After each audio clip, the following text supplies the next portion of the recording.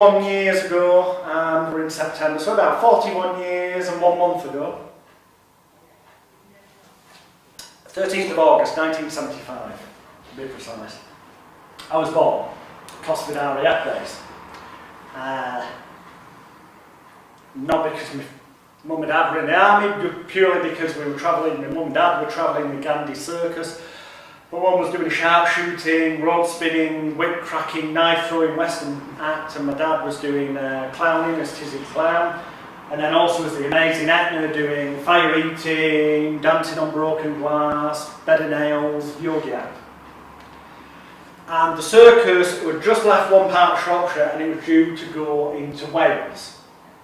And my dad said, because I was due to be born, I'm not having a son who's Welsh. No offence to anyone who's Welsh, but he said, I don't want a fucking Welsh son.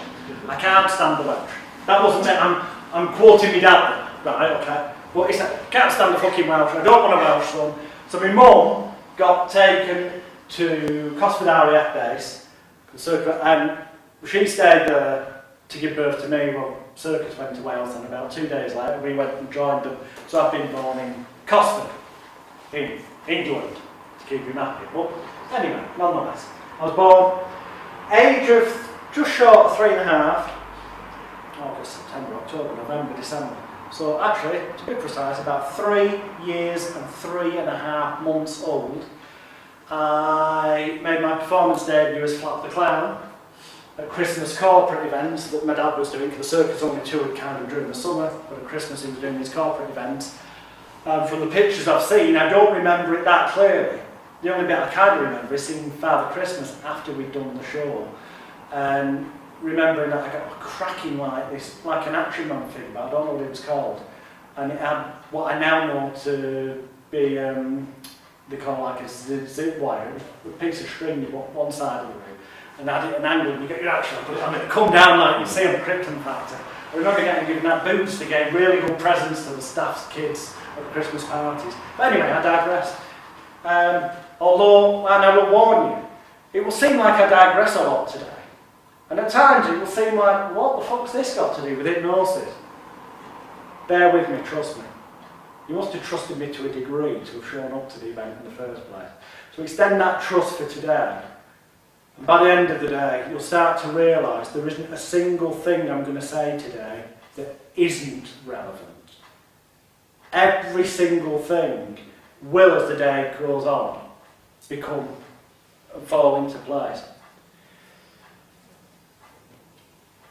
So, made my performance debut, 3 and a bit, discontinued, we were travelling with the circus. It's all well and good, doing shows, sometimes twice a day, you know, matinee and an evening show, sometimes 3 in a day, depending on where, you know, sometimes on Saturdays or school holidays. Everything's fine. Go out into the ring, and as I grow up, I can kind of remember back to about the age of 4, because I remember some season we did in Blackpool.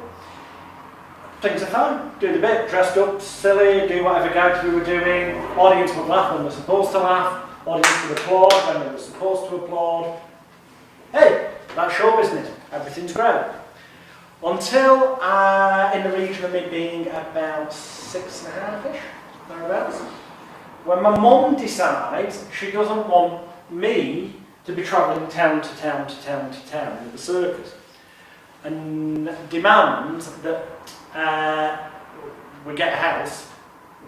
And yeah, my dad wants to carry on travelling with the circus, fine, but she's only going to let me do shows the weekends, school holidays, and evenings. So that ruled out sometimes the year the circus would be too far out, because she wanted me to go to a normal school. Fucking big mistake. So I start a normal, whatever normal is. I start a normal school. And about the same time as I start this school, literally about a month after starting, the Daily Mirror newspaper get in touch, and they want to do an article on Britain's youngest professional paid circus clown, which I already had been for 2 and a bit years at that point. And they come to my school, and they take photographs of me in the clown's gear in school, because that's what newspapers do. Now, in fairness to the kids thought it was great. The teachers, the moment they found out what I did, and this article went in the Daily Mirror, and they worked out that I was probably earning more in a weekend than they were in a month, the bullying started from the teachers. And it just got worse. To the point that I pretty much begged to be removed from that school. And it took about a year and a half. A year and a half that was hell. But eventually, I did get pulled out of that school, thank God. And we actually moved from, that was in Ainsworth, actually just about 3 or 4 streets away from where Peter Kay's mansion is. I'll say it was, it has been up for sale. If he sold it now, he won't be there.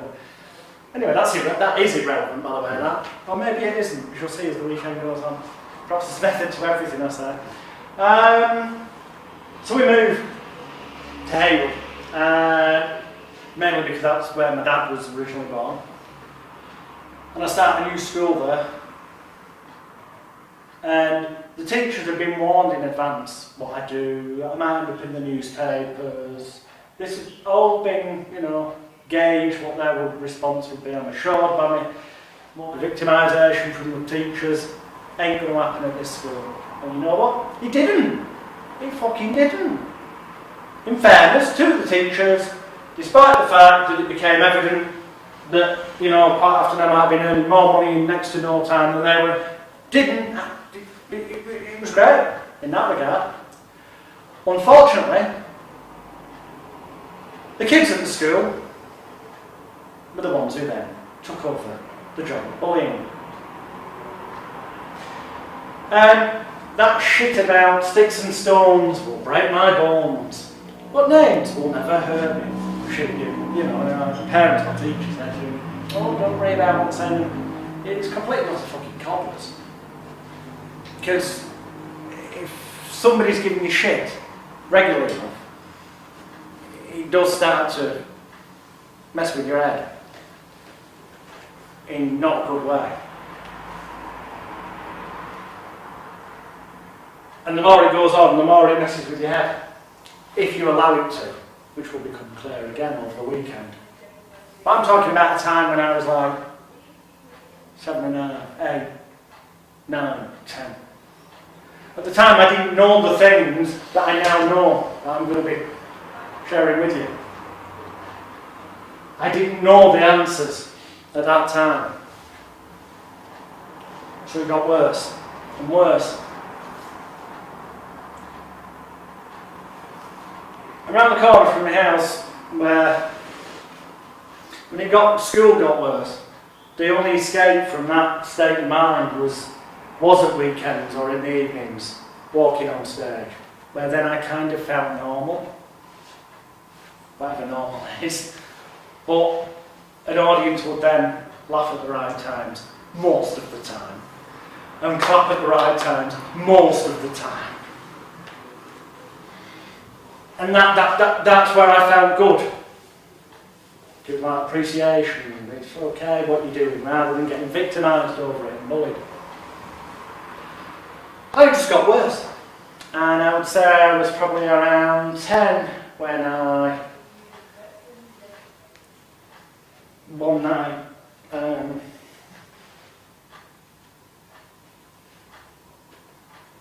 in sort of October-ish, November time, when it got dark earlier at night, went and sounds ridiculous, I lay down on Queen's Park Road, which is pretty much the busiest road in Haywood. Figuring that, well, you know, it's countdown, it's dark, that's it, I'm going to be over. Hurrah. No fucking traffic here, which was bizarre. And after what seemed like forever, which was probably only a minute or even 30 seconds, because comprehension of time can alter in the situation. I stood up and I thought, fuck this, can't even kill myself. Walked back to the pavement, at which point suddenly bloody traffic law appears. Well, I can't even get that right, type of thing. Or at least that's how it felt at the time. And by this point, I developed a massive amount of resentment and anger towards my dad. Because yeah, alright, when I was performing, the applause, the laughter made me feel good. But, in my head, the reason I ended up performing is because, well, I didn't have any choice, I was born into it, and it was outside my control, and therefore, the reason I was getting bullied was because I was performing, so therefore, it's my fucking dad's fault. So I started to rebel by this point in the sense of, I still wanted the applause, I still wanted that appreciation, I still wanted the laughter, I still wanted the love, the good feelings, the escape from the fucking nightmare. But, I wanted to put two fingers up at my dad type of thing. So I refused to stick on the obligatory clown's nose and the funny outfit any longer. And by this point I'd got heavily into magic. And I don't mean like worshipping the devil and trying to get Satan to say hello to me. Although, oddly enough in later years I did study that side of magic as well. But I got into the, that's magic, God bless Paul, who's no longer with us. Which had actually started when I was about 4. Because when I was 4, I worked on the Golden Mile in Blackpool. At a time when Blackpool was the Las Vegas of the North, and not the shithole it now is. When there were actually tons of variety shows, and each one had like 12 genuine star names in, not some reality star TV fucking wannabe who's never died on their ass in their life and hasn't got a clue about show business. But anyway. And yeah, my dad had been booked out to attract people into the Paul Daniels Magic Museum. Now in 1979, Paul Daniels had a show going on the BBC called Summertime Special, or Seaside Special I think it was. It was before the Paul Daniels show was commissioned. There was him and Marty Kane hosting it from, I forget the name of the hotel, I think it was the cast, it was one of the big hotels anyway. It was up the, not the Pleasure Beach end, the other end, Metropole Hotel end. And this would be broadcast live, I seem to recall, from there. So he was in Blackpool doing that. So he was just getting to become, well, he was an A-list celebrity at the time because, you know, then there were less TV channels. The programmes were getting like 12, 13, 14, 15 million viewers regularly, unlike now where it's dispersed more. So this Jewish guy literally smelt that there was money in this and thought, oh, Paul Daniels Magic Museum on the Golden Mile, we'll cash in on his you know, name as he's getting big. And the idea was that people would pay money to go in and they'd see some videos of Daniels doing different stuff. They'd see props they'd seen him use on TV, there'd be optical illusions you could interact with, like, so you experience magic and shit. And they'd pay whatever it was then to go in, walk around, and at the end it gets sold Paul Daniels magic tricks, you know? I was helping my dad on the front in clown's gear, we were like drumming up the crowd and we'd get somebody up and then Paul Daniels Jr., Paul's son, but suddenly could say that Paul Daniels was performing there live, the looks of disappointment on people's faces. When that's when Paul Jr. was actually there. He pissed off, he was in the arcade most of the time. Very strange. Paul's mum, Nancy, used to come over to check to see how young Paul was. And quite often it'd be a case of, where's young Paul? And my dad would have to explain he's fucked up to the use the bandits again. Which was strange. Even more strange when she turned around to my dad one time and said, can you teach our young Paul some stage presence? And my dad said, if his fucking dad can't teach him, what do you expect me to do? And that's genuinely a true story. Anyway, we're on the front, so I was getting paid for this as I got paid, and I was spending my money, well not all of it, but some of it, on buying all the tricks that were available, and I also had this added advantage that now and again, I'd get shown different ways of using them, other than just the instructions that the general public were getting. So I developed an interest in magic, which I then carried on studying. So when I was about, by the time I was about 8, I was pretty adept in, for example, just if you can just touch the back of one today, it'd be good, it'll save time. Take it out and show everyone. Yeah, tell me when you've done that. It's the 9 of diamonds, it saves time, and then if happy around. No, it isn't. Oh, fucking hell. Well, there you go, that's what's known as a cock-up. It was supposed to be the 9 of diamonds. There you go. What can I say? Except not only did I force the card on me I wanted, but I turned it into an entirely different one. Shitty now. That's a shame, because if that card had been the 9 of diamonds, you'd have gone mad with applause, wouldn't you? Yes is the word you're looking for. Yes is the word you're looking for. Yes. Well, go on then. Don't stop. You could do all manner of shit. I'm not here to teach you magic. The point is, though, that magic is about making people think you're doing one thing, when in truth you're doing something else. And if you go about it in the right way, people will end up believing that you did a certain thing. Now, it's unlikely, unless you present it as some sort of religious happening, that they're going to end up thinking you worked real magic against the laws of the universe. At best, they're likely to think that you did a bloody good trick and they can't work out how it was done.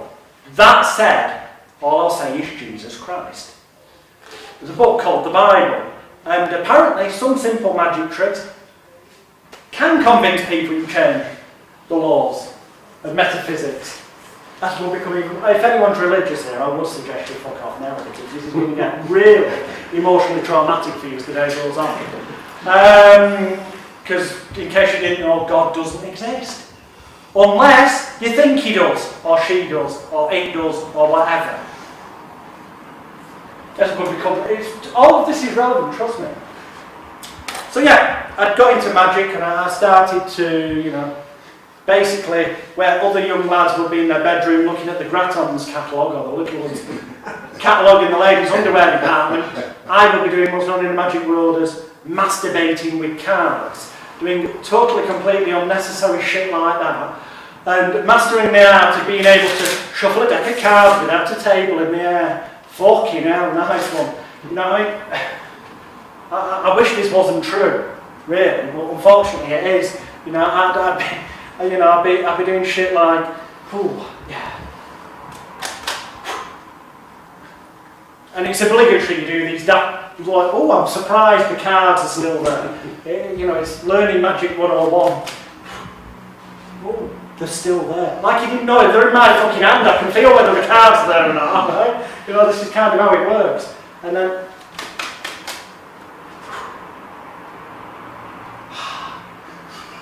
And the first time I saw that, I too was so amazed I forgot to applaud. That round of applause for somebody put the chips in. The point is, I started learning all this shit. Now, fortunately, I'd learned stuff that was actually somewhat more entertaining than that, and wouldn't get your head kicked in front of a real live audience. And so I said, look, if I'm going to carry on performing, it's always part of the family circus show, then it's going to be with magic, and it ended up being big box illusions, cutting people up and all this.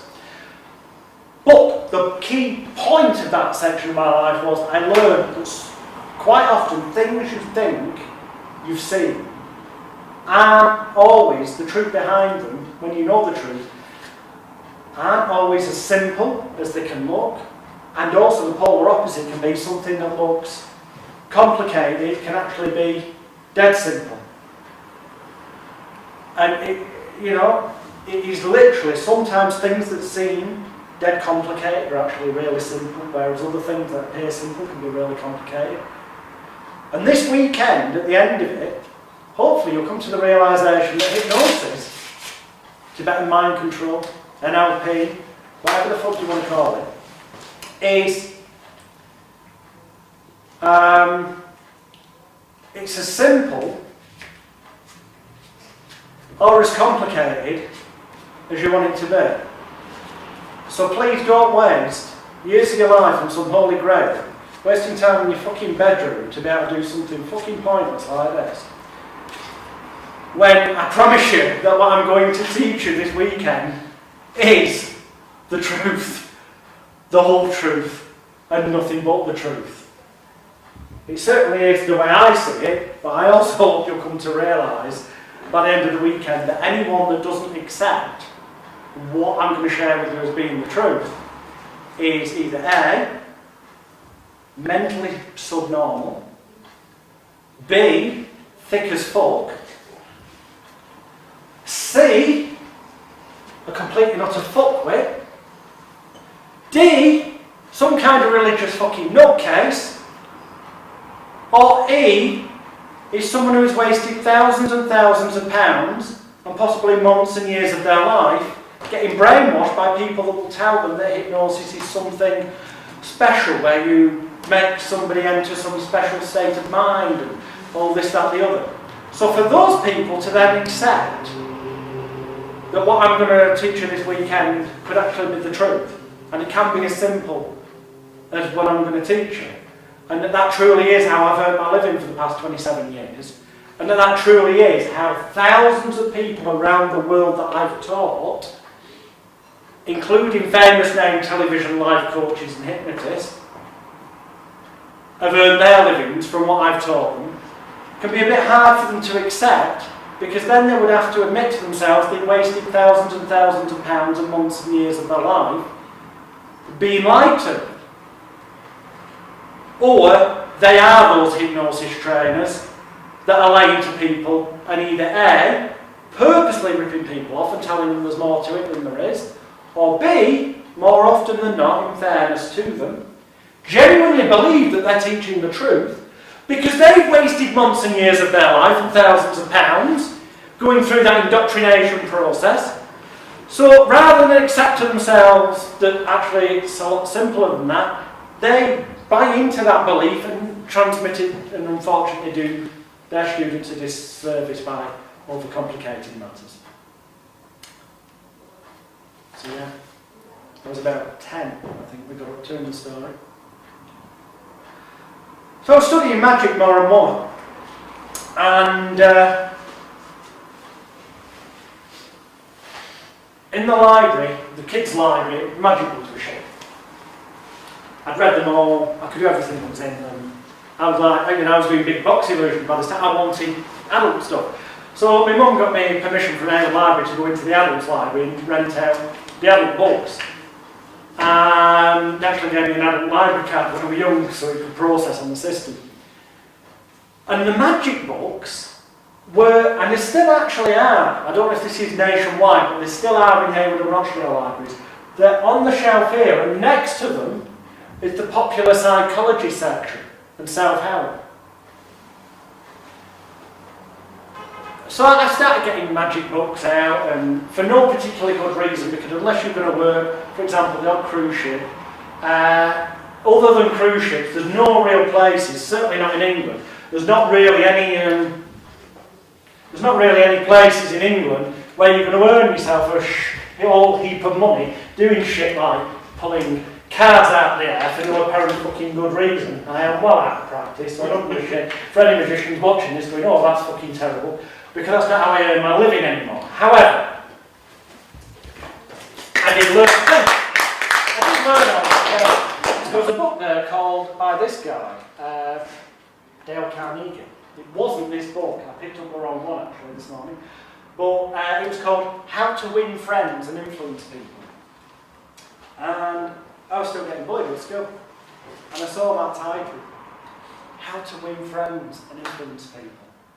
That's it. I read that, problem solved, because that book's going to teach me how to win friends and influence people. So I got it, and I read it, and it was full of such sage advice as a person's name is to them the sweetest word in the language. Use their name on it. Now, two things I'll tell you about this from experience. Number one is, as good as Dale Carnegie's book may be, it's pretty much fucking useless to a 10-year-old. It doesn't work in the school playground, okay? And secondly, to be honest, if you take it too literally, it doesn't work for adults either. Because if you go into a pub and meet a complete stranger, find out their name, and literally every other fucking sentence, stick their name in, it becomes highly annoying, like some bloody crappy salesman. And you're likely to get punched in the face. But well, it did happen. But there you go. So it didn't help, sadly. But I was searching for an answer. And as Sigmund Freud once said, or as I prefer to call him, sick mind fraud. It was all about, you know, kill your father and fuck your mother. Sums up Sigmund Freud's view of psychotherapy, the Oedipus complex, and all this, penis envy. It's all stuff that's completely fucking around. It sums up as, kill your father, fuck your mother. That's all you need to know about sick mind fraud. But he did say one thing that was relevant and has proved itself to be remarkably true. And that is, he said that the vast majority, if not all, therapists of any kind, when it comes to psychotherapeutic forms of it, are merely people searching for answers to their own problems.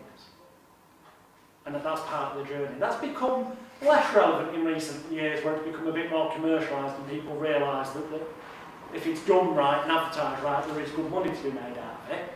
But it still is a large percentage factor.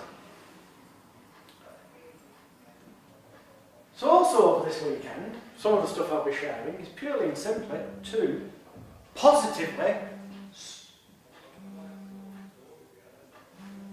help you sort your head out.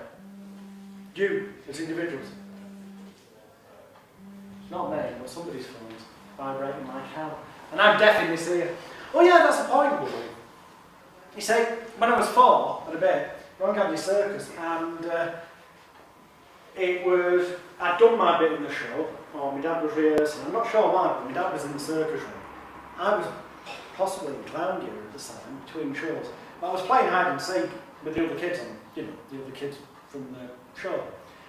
And Alex Lacey, I didn't actually know that. I didn't find this out until about 2 years ago.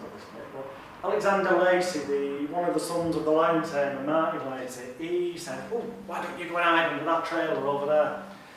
Caravan, for those that don't realise I'm not in my trailer. And I clearly did. And unfortunately, underneath this trailer, which was fenced in on 3 sides, there's no way any member of the general public could have got to it from the outside. Only circus people could have got to it. Was chained up a baby puma, who proceeded to think it'd be good to play with me. And as a result, this ear was wonderfully removed from my head. I'll show you in the breaks if you're sick and you want to say, but it's got scars galore down the back of it where it was reattached. And I've also got, if you want to say, you can look at my back later, I've got claw mark scars galore on my back. I was very nearly killed. Fortunately, the lion tamer found me in time and got the puma off me, and ear was reattached. But basically, be aware, I'm practically deaf in this ear. So if you're that side and you say something and I don't respond, I'm not being an ignorant fucker, I've probably not heard you. And you'll probably find that when you're talking sometimes, I'll look at your lips more than I do anything else. That's because quite often, if there's no background, it's alright in here, but if there's in a pub and background noises, I am lip reading, just so you're aware of that. So, oh yeah, being deaf in one ear doesn't help the fucking bullying element of life, trust me, when you was a kid at school. So the nightmare continues. How to win friends and influence people didn't work. Then I saw an advert in the Exchange of Man, in W.H. Smith's. It's a publication in England for anyone watching this on video, where people buy and sell things, and exchange man, they called it. And there was a business opportunities section here, the blue pages as they were. And I saw this advert and it said, become a professional hypnotherapist, earn £25 to £40 per hour. And bear in mind, this was back in 1989, just to put this in perspective, okay?